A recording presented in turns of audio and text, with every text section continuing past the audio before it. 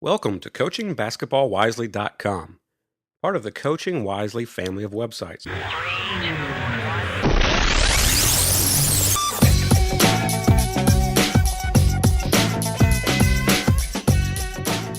This is the 19th episode of the podcast where we share proven tips and strategies to take you beyond the X's and O's to the heart of coaching. Whether you are a legend of coaching or, like me, just a legend in your own mind, we have something for you. In today's episode, we hear from University of California, Irvine men's basketball associate head coach Ali Ton. UC Irvine is a NCAA Division I institution that won 21 games this year in the Big West Conference. After Coach Ton's interview, we'll give you an update on some coaches from past episodes, including one who's a new Division I head coach, some who set school records for wins, and one coach who even left the college ranks to return to high school coaching, so stick around for that. For our first-time listeners, we post show notes on what we discussed in the podcast at CoachingBasketballWisely.com, so you don't have to write things down if you're driving, working out, or recruiting while listening to this. There'll be a link to Coach Ton's bio there, but here are some highlights. Coach Ton played at Davidson College, leaving as the all-time assist leader, before coaching at Davidson, Radford, internationally in Turkey, where his father was also a professional coach, before coming to UC Irvine 3 seasons ago. So let's see what we can learn from Coach Ali Ton. Welcome to the show, Coach Ton. Thank you. Good to be here. Hey, let's talk about your influences a little bit. I know your dad's been very involved in basketball in Turkey, and you played for a great coach in Bob McKillop, but talk about some of the things you've picked up and who you picked it up from along the way. Well, I was very fortunate, or maybe I could say unfortunate, to be around basketball my whole life because I was a lot more talented soccer player growing up, and I was physically very gifted as a soccer player in Turkey than a basketball player. But since, I grew up in basketball because my father was a coach in the professional level. I became a basketball player, and then now it's in my blood, and I'm a coach. Being in basketball in Turkey, I got influenced by my father and a lot of the coaches that I worked with in Turkey before I came to the U.S. And then after I went back playing at Davidson, well, probably the most important person in my development as a basketball mind was Coach McKillop. Coach McKillop has churned out a number of great coaches. Can you think of one thing in particular, or one story or something that kind of exemplifies his coaching style? Well, he's very tough and competitive. One thing I can say as a player, I was a point guard, and he always emphasizes the importance of being a point guard in a successful team. When you win a game, it's the point guard's job to help team win the game, and whenever we lost a game, it was the point guard's fault to lose the game. So if you ask some of the fans that sit behind our bench, they might have thought that my name was freaking Ali. Some of the decisions that I made as a young player, especially, but as far as I was concerned, his influence and his importance that he put on his point guards. That's good. Hey, I know you have some experience with the Turkish national team. Can you talk about the difference in that experience versus coaching in college? It's a lot more different than, USA basketball development and European basketball development is a lot different in the core, especially at the youth level.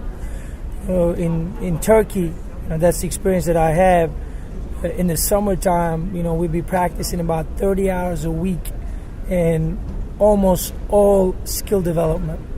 So you're talking about, 3.5 hour practice and another 2 hour practice in the morning and at night, and doing drills after drill after drill, and just emphasizing all the fundamentals and the footwork and the passing and the shooting.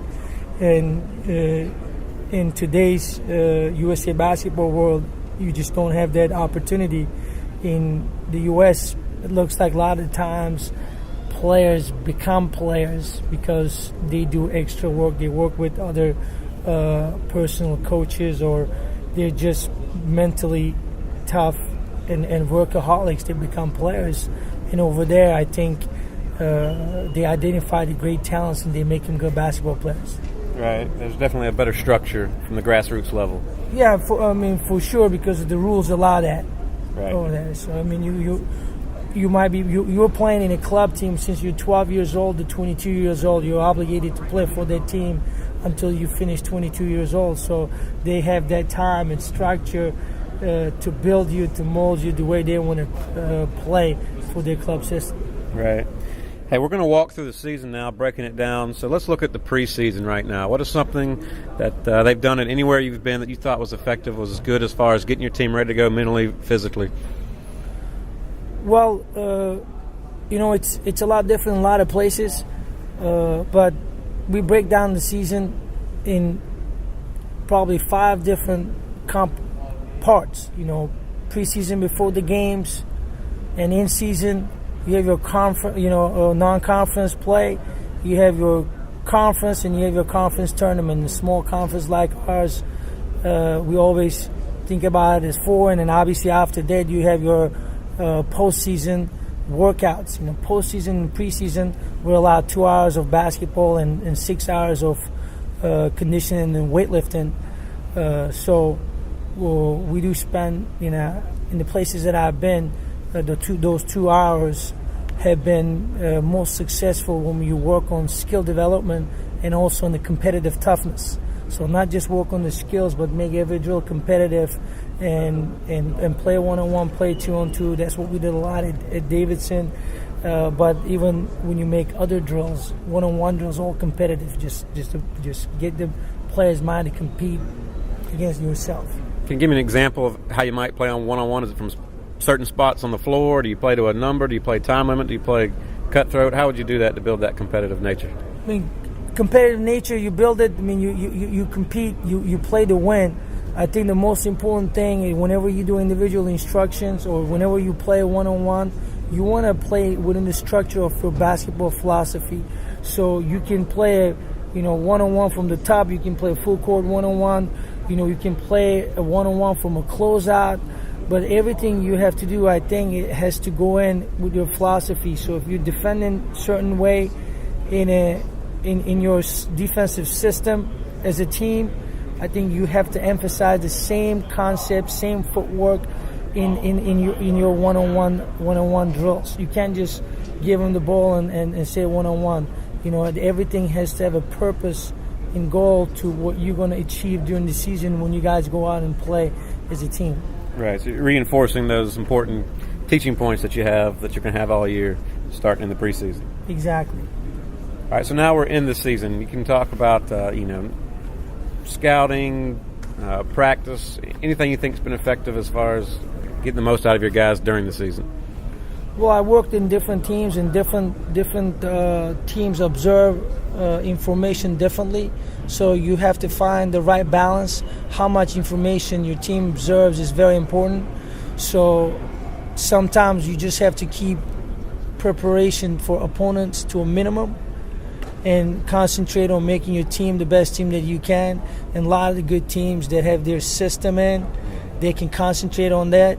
And then once they have their system in, they're very well prepared for scouting the other opponents. And in 1 or 2 possessions that they take away from the opponent is going to be the difference between winning and losing. My experience with Coach Russell Turner at UCI has been very good because he coached in the NBA and he's got a different perspective than a lot of the college coaches. So for us and for his view of scouting, the team's been a lot more efficient and effective than other places that I have been because he's more adapted change within a specific game. And also when we do scout, there's a lot of plays, but we try to find the money plays that the teams go at the end of the games, and we try to take away all those play away from the opponent.